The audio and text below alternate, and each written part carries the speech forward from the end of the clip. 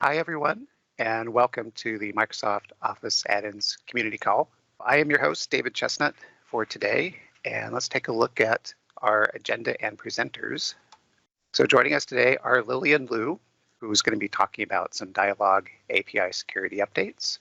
And also joining us is Owner Onder, who's going to be talking about some PowerPoint API updates around the shape object. And then finally, I'll be showing a new sample that we're rolling out that shows how you can open some data from your website into a spreadsheet in Microsoft Teams for collaboration. If you have any questions as we go along, just type them into the chat and we'll work to answer those questions as we go along. If there's any questions we're unable to get to today, we post a blog summary of the call in about a week, and we post all the questions there along with their answers from the chat. So let's go ahead and get started. Lillian? Awesome. Go ahead and take over. Cool. So, hey everyone. Today I wanted to talk about some recent dialogue API changes that we've made to address security vulnerability. So this only impacts your add-in if you use cross-domain communication between your dialogue and task pane. So if you're calling a different domain from within either of those, if you are going to the same domain, the behavior is unaffected, and everything will continue to work as normal. So the takeaway here is that if you are using cross-domain, we have now introduced a new parameter called target origin that you will need to pass as part of that call. So here's essentially what it looks like. You will be passing the target origin. This is very similar to the post message target origin, and we do support the use of the wildcard key if you are not sending any sensitive information. So if this is not specified, we will just assume the same domain. So your original API call will work as normal if you're using same domain calls. So we're doing a staggered release for this, starting with the window dialog. So iframe equals false on online. So this is already live, and we are and then we are rolling out the inline dialog changes a little later. This is also being checked into desktop, so both Win32 and Mac, and I've provided the builds there. So they're both on Insiders. And currently the plan is to go out with the September Patch Tuesday for the semi-annual channels. So what that means, so I'll go into a little bit more detail. For some of these, we do offer a grace period, which allows you to essentially address your add-in and amend it. After that grace period, if you are using cross-domain communication, that call will fail. So in addition to that, we are also including a dialog origin requirement set. What that means is that if security is important for your add-in, you can query this requirement set to see whether the version of Office has been patched. And we will return either 1.1 or 1.2. So 1.2 is that it has been fully patched, and 1.1 is a partial patch as we're rolling out the window dialog and inline dialog online. So as I talked about earlier, we are offering a grace period. So during this period, the call will go ahead as normal. It will not be a breaking change. For online, during the grace period, your users will actually see a prompt alerting them that there is cross-domain communication during the message parent or message child, and then they would have to accept, and that answer is cached for 24 hours. For Mac, once it goes out with the July fork, there'll be a 1-month grace period. There will be no prompt. Your communication will just work as before. And on Win32, there is no grace period, but we are allowing a reg key backdoor. So if the users need, they can set a specific reg key. And once we detect that, they can bypass this restriction. So the action item here is verify that your add-in isn't using any cross-domain communication. And if you notice that you are, please go and update that to use target origin. So I've included some links there on how to do that for message parent and message child. And if you have any questions, feel free to reach out to me or to put them in the chat, and I will answer them. Cool. So that was everything from my side. Thanks, Lillian. That's awesome. So yeah, folks, let us know if you have any questions in the chat. And Owner, would you like to take over the presentation for PowerPoint API updates? Yes, David, thank you very much. Good morning, everyone. I'm Onur. I'm from PowerPoint team. I'm working as a software engineer on PowerPoint API updates. Today, I would like to show you some of the upcoming Shape APIs that we are planning to release. These Shape APIs, we can start by mentioning some of the insertion APIs, like you can insert geometric shapes, lines, and text boxes. And on top of that, you can manipulate some of the basic properties of these objects, like position, size, and the name. And afterwards, a bit of the advanced parameters, you can continue to change the line and fill properties of these objects, like color, transparency, style, and weight. Then I would like to mention more on the text frame and range properties, like retrieving the text, setting the substrings, changing font name and size, manipulating alignment, color, and style. At this point, I would like to do a live demo. You can see my screen. I have prepared a sample add-in here to showcase these APIs, and I'll start by maybe inserting a rounded rectangle into this slide. These are the properties that will be available for this shape that can be queried by the add-in. I will go to each one of them one by one, but before that, let me also show you another case where we can insert these shapes and objects by using more coordinates, like not into the default position. And whenever I want to add a line, it's added to this like 100 by 100 position, or I can add a text box with a specified text as before, as in Visual Basic APIs. This is kind of an interface where I choose which shape I want to interact with, and I would like to go back to this middle shape here that I inserted, and I want to maybe retrieve the positions and the size of that shape, maybe change that to some other location, and maybe change the width and height of this shape so that I can demonstrate more of this stuff. Here is the name of the shape. Let's change it to like my shape. And it should update into the selection pane as well. I will try to clear the color of this shape, set it to like a solid color, change the forecolor of this, and this accepts all the JavaScript standard colors and HTML colors as well. I will probably maybe set the transparency on this. If we move to the line properties, for example, currently it has a line weight of 1. Let's change it to 22. Let's change the color to red, and maybe change the dash style to dash dot dot. We can also change this line style to like something like this. Maybe also add some transparency. On top of that, if we move to the text frame properties, I want to show you some text. But let's add maybe some text here. It's there, but it's in white color. So let's change the color of the text to black, maybe. And it's a bit small. So let's see, it has a like font size of 18. Maybe if we set it to 46, or that looks good enough. And if you go back to text frame properties, I can set like some left margin like this, and I can see that it has been wrapping, maybe disable word wrapping or re-enable it back. If I get this back to 5 and maybe add some additional top margin there, we can manipulate those margins. And let me continue by changing the vertical alignment to maybe bottom or middle, or any of these combinations like centered versions.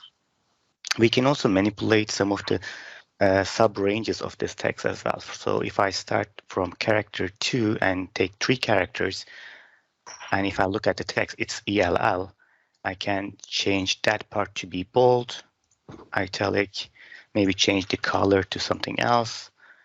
The the font name there is Calibri, so let's change it to Comic Sans MS, and maybe change the font size on that. Also, maybe add some underline into that with some properties. We can also change the paragraph properties like left, right, and justification on this. We can also add a bullet point to be visible or not at this point. Another point that I want to show you here is this also expands to the shapes in the masters and layouts as well. So for example, I have prepared a button here to create some slides for me, which has some of these fancy shapes with different background colors. And for example, I want to use the main master to insert maybe, let's say, a star into the main master in that location again, which means that all of my slides will have that shape, and I can easily access into that similar to what I did before. So for example, if I change the layout of these last 3 slides to something else, and maybe I know the layouts by indexes here, so I change. I know that layout is the first layout in the second layout, let me say, in the list. So if I add another object there, maybe like an hexagon, just underneath that star, not underneath, but right of that star, I can see only those 3 slides have that thing, and I should be able to see those same changes in my master's view, including the layout and the main master changes. On top of this, let me see if I can get that object. It's an hexagon, and maybe add some text into that, so that I can show you that we can change the text from the main master as well. Here it is. And this was all that I wanted to show you for today for the Shape APIs, upcoming Shape APIs.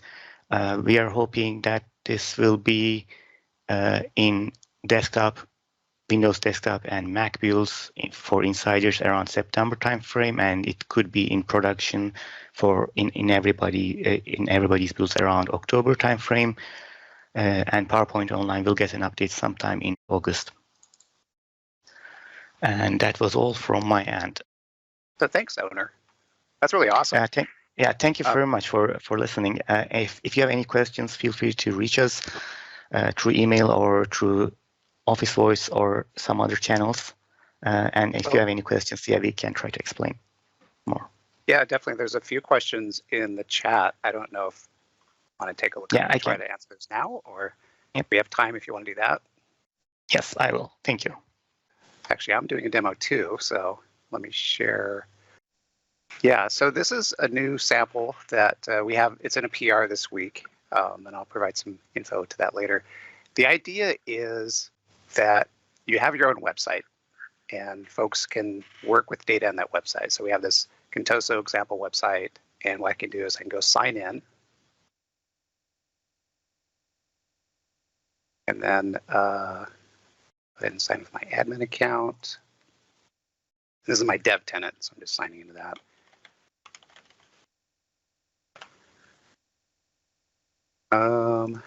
And once I'm signed in, you'll notice it says, you now knows who I am. And we see this product data option appears. So I can say, hey, let's go see what kind of product data we have. And there's this, generic list of sales numbers for various quarters and products. And so the idea here is maybe I'm working with other folks on this data, and I want to take it into Microsoft Teams to continue working with it. So I can click on this Open in Microsoft Teams to say I want to take this data over there. And now it's going to go look, and there's these different teams I've created on my dev tenant. Let's say, oh, I'm working with the finance working group. That's my team. So I'm going to submit that information. And then it's going to go look up the channels that are out there. So I can say, which channel do I want to put in? Let's say I want to do the planning channel. And I'm going to submit to that one. That's going to go off and create some information out there. So I'm not going to open this in the app because I'm already using it for this call. Let's use the web app. And it's going to redirect me to a message that got created. So over here, you can see I've ran this a few times.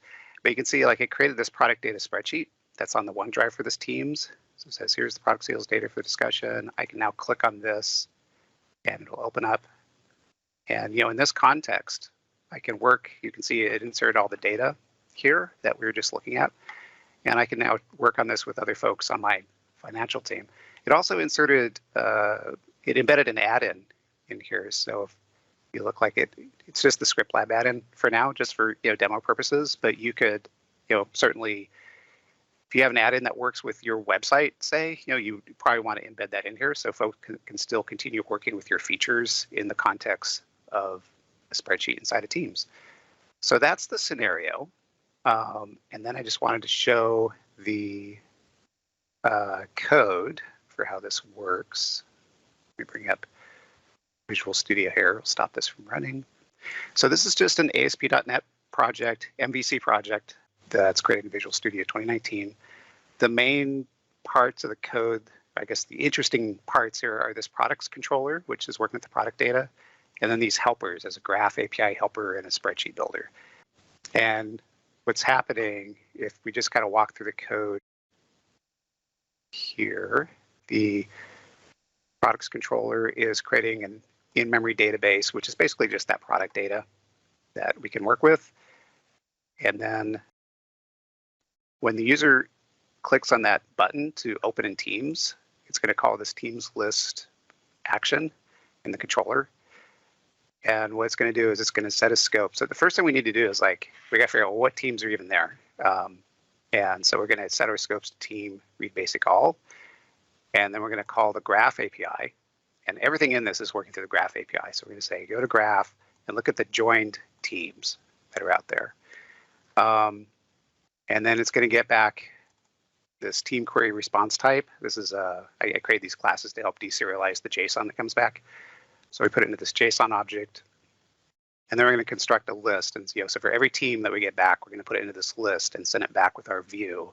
And then the view is going to make that drop-down box where you saw all the teams inside the box. So we just put it in our view bag, send it back, and the user's going to select. And then once the user picks a team, that team ID is going to be set. I actually need to rename this. It's not team list, it's a team ID. It's going to call this channels list for the team. So it's like, let's go get the channels now. So we set our scopes to channel read basic all, and we're going to go construct a URL to call into teams, adding that team ID, and say, let's query for all the channels. Call the graph API, and again, we get back some JSON and deserialize it into this object. And once again, there'll be a list of them. So we're going to make another list box. So we go and construct, put all of our items in there. This one's a little different because we want to keep that team ID. So we embed it in the list that we send back and return that in a view bag. And then the user gets to select from another list. Once they pick the channel, they're going to call, they hit submit, and it's going to call upload spreadsheet. The channel list comes in, and this is a comma delimited list of parameters. And so all I'm doing here is just splitting that out. So we got our channel ID, our team ID, and the channel name. So it's like the three things we need to go upload. And then here's where we set the file name. So if you wanted to choose a different file name, you could change that here. We have this helper class called Spreadsheet Builder, which is going to use OpenXML to construct the spreadsheet in memory. And by the way, that's the reason I'm using the ASP.NET project, because OpenXML is based on .NET. So it just makes it easier to work here instead of like in Node.js. Although there is, I believe, a Node.js version of OpenXML out there somewhere. And I would say, like, if somebody ever wanted to help us out on the GitHub repo and create a version of this that runs on Node.js, that would be very cool. Basically, it's going to construct the spreadsheet, though, and give us back a byte array of that entire spreadsheet. And when we create it, we're going to create a sheet inside of it that's named product sales. That's what this name is. And then we're going to call upload the spreadsheet to OneDrive. So we pass it our team ID, channel name, the file name, like all this information is what's needed to go upload that spreadsheet. And once it's uploaded, we're going to get back some file metadata, and we'll pass that along to go create a channel message, because in that message, we want to attach that file. So we pass it here. So I'm going to take a look at this code next. So it's create the spreadsheet, upload the spreadsheet, create the channel. So when we create it, this is all OpenXML basically. So I'm not going to spend a lot of time talking through how the OpenXML SDK works, but I'll provide some links to information on it if you want. But basically, it's just creating the spreadsheet in a memory stream. And this was kind of an interesting, challenging part, trying to figure out how to create one of these without actually creating a file on the disk. And then we add in a workbook part. Eventually, we put in a worksheet. And what we're trying to get to is inside of there, it will have sheet data. So that's where we're eventually trying to get to this. That's where you want to insert your data, is into that particular object. So then there's two helper methods to insert the header, because that's text fields, and then we insert the data under that, because that's all the numerical values. So, and then finally, we embed the add-in that we want. So if you're modifying this, you want to take a look at this Embed Addin. Jump down there. It also has helper methods. The important part I'm just going to point out here is when we put in this web part extension, which is defining our add-in, you want to make sure you specify your ID. So this is hard-coded as script lab right now, but this is where you change it. This is your store ID if you're in the store or app source. If you're not, there's instructions in the README on how you can make this a shared folder instead, if you want to do that. And then here's a custom modification section. So if you want to pass properties to your add-in, so like when it's opened in the context of that spreadsheet and the data, and you want to pass something to it that maybe is related, this is how you can insert properties. So this one puts in a gist that's for script lab, but you can change this to whatever property you need. So those are the parts you'd want to take a look at if you're going to modify this for your own add-in. Let's go back to the products controller. Next, we want to upload the spreadsheet to OneDrive. So this is another graph call. So first, we have to get the name of the file folder to use. And, oh, I closed it. But if you go look at OneDrive, the team will have a OneDrive. And then at the root level of that OneDrive, every channel has a folder. So you have to figure out which folder it's in. And that's what this query is going to do. We say, here's our team ID, here's our channel ID, get me the files folder for that. Set your scopes. This is like the same pattern over and over. So as a team, read basic all, and then you're going to wait for that the graph API to come back, and then deserialize the response. So now we have in this JSON our parent reference drive ID. That's the part we need to upload to the correct location. So we set our items root, file name, and so on. And then we call the graph API with a body. So we're going to pass this byte array, and then this method is going to put that into the body of the. This is a put method. And it's going to send that over to graph to create the file. And then we'll get back file metadata from that, which we return because that contains an E tag that we're going to need later. Later, we create the channel message. So for this, we're going to construct our URL. So we're going to go to teams, team ID, channels, channel ID, messages to create a new message. And then we're going to have to construct this body that's in the message. So you can see, like, here's our content, and we say, hey, here's the product sales data.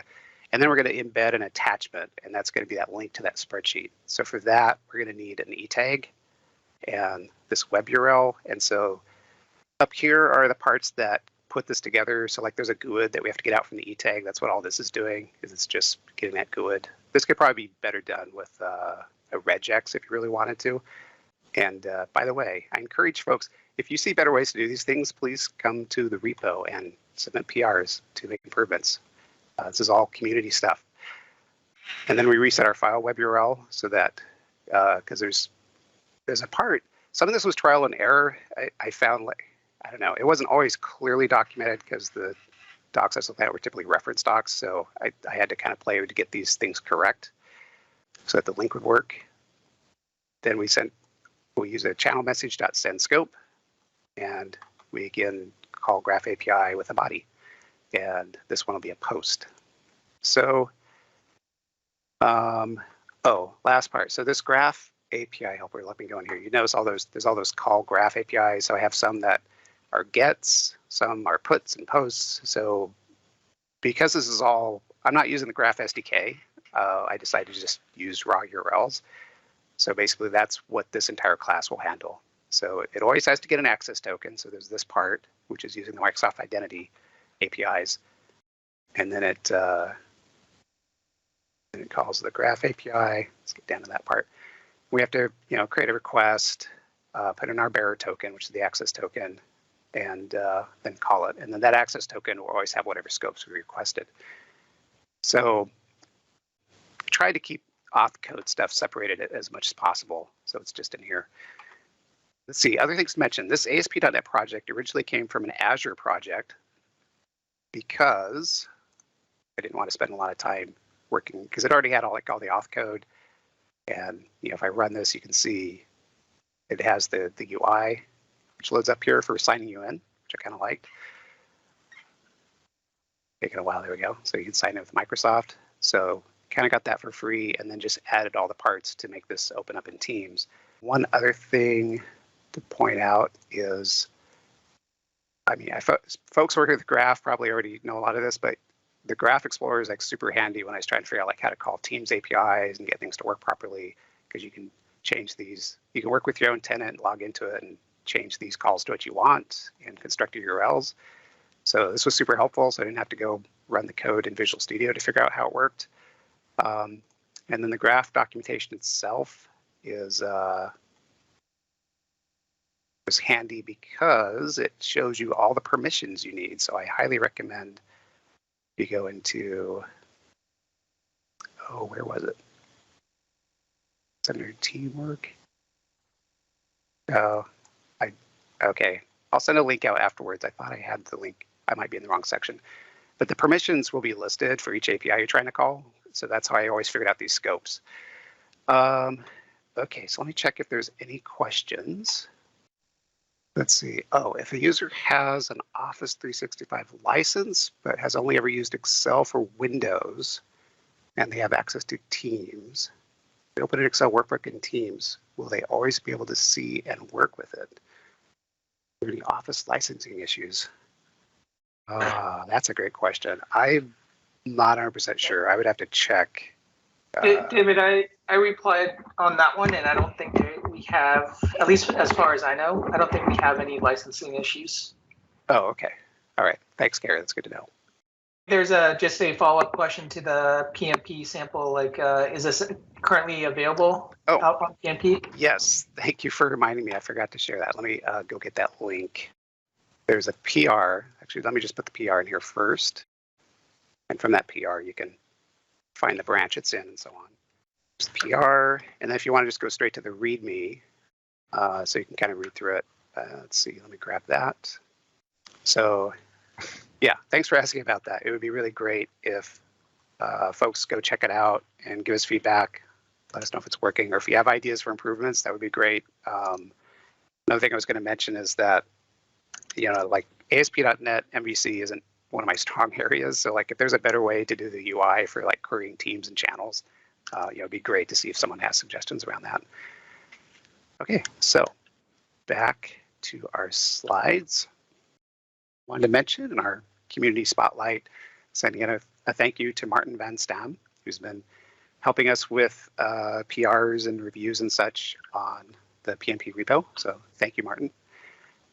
And yes, he rocks, definitely. And we have some Q&A. So we have our an office forum where folks can go ask questions in advance of the call. So we took a look at these, and here's the question. So in response to your post about runtimes and XML errors, I'm also having the same issue. It appears to be a bug in Visual Studio 2019. There's a link to the issue there. So what can happen is sometimes in Visual Studio 2019, particularly if you like you're trying to add shared runtime, which is using newer elements in your manifest, you'll start getting manifest validation errors. And this is because Visual Studio 2019 shipped with the version of the XSDs at the time for the manifest, and they've advanced a bit since then. So you can actually update them, and there is some documentation. If you go to this troubleshooting manifest validation errors in Visual Studio projects, it'll walk you through how to update those XSD files so that those errors go away. And then we have, when is the GA for custom contextual tab on Mac? So right now we don't have any ETA, but we're hoping to provide an update soon. So please stay tuned on that. Another question we had was, when can we expect the add SVG method to be officially released? And can you please provide us with a working example of this method? My attempts keep erring with this picture can't be displayed. Thanks very much, and awesome work all around, team. Thanks for that. So right now, there's still some issues holding us back. I was asking the team about this. So we can't release it to general availability just yet, but as soon as we get a definitive timeline on that, we'll announce something here about when it will go to GA. In terms of a working example, I'm working with the team to get that. So that should be in the blog post summary that goes out in about a week. So we should have the answer there. And then last one, when will it be possible to change text on slides and slide masters? This is what led to owner's demo today, which I thought was kind of funny. This is why it's good to ask questions, because owner was like, hey, that's great. We should do that. And I think, owner, if you're still on the call, that was being added to slide masters as well. The stuff you're Yes. Yeah. Yes, that's correct. Slides and slides masters. Yeah, so that's awesome. So keep asking questions. We're definitely listening. So I wanted to say, if you're new to Office add-ins, here's some resources for you to get started. We have a link, aka.ms/office-add-ins-docs, Office add-ins docs. That'll take you to our Office add-ins docs, and on there we have 5-minute quick starts, which you can see listed on the right-hand side here, so you can get started in 5 minutes on Excel, Outlook, and so on. If you're looking to do some automation of Excel tasks, we also have Office scripts, and you can check those out at the aka.ms/office-scripts-docs link there. Some additional developer resources. I highly recommend getting the Microsoft 365 developer program, so link there to that. It's a free tenant that lets you develop and test, and I use this all the time. Also, there's Script Lab, which is an Office add-in that allows you to just type in JavaScript scripts and try running them. It's handy because you don't need a dev environment. Sometimes if you want to try something out quickly, just see how it works. It's a good way to do it. And then there's a link to the Office add-ins documentation. If you have technical questions about the Office JavaScript API, there's a link there where you can ask questions on our Q&A site. And oh, actually, I guess we have 2 links. There's one specific to JavaScript API, and then there's one to Office add-ins in general. And then we also have Stack Overflow. You can ask questions there as well. And there's a list of tags you can use. If you find anything that looks like a bug, please let us know on the Office.js repo. And then if you have feature requests and ideas, there's a link there to our ideas page where you can send suggestions and vote on them. And you can always send a smile or found from inside Office itself. Finally, just say thank you, everyone. The recording of this will soon be on the Microsoft 365 community YouTube channel. The direct link is there. I'll work to get a AKA link for that on the next call. And then, so we typically get the recording out, and we can also follow us on Twitter at Microsoft 365 Dev. Our next call will be September 8th, 8 o'clock, second Wednesday of the month. There's a link there to the Office add-ins community call. And if you want to ask any questions in advance, please let us know on the Office add-ins form on that link at the very bottom of the slide. And I believe that's everything. Thanks, everyone, and we'll see you on the next call.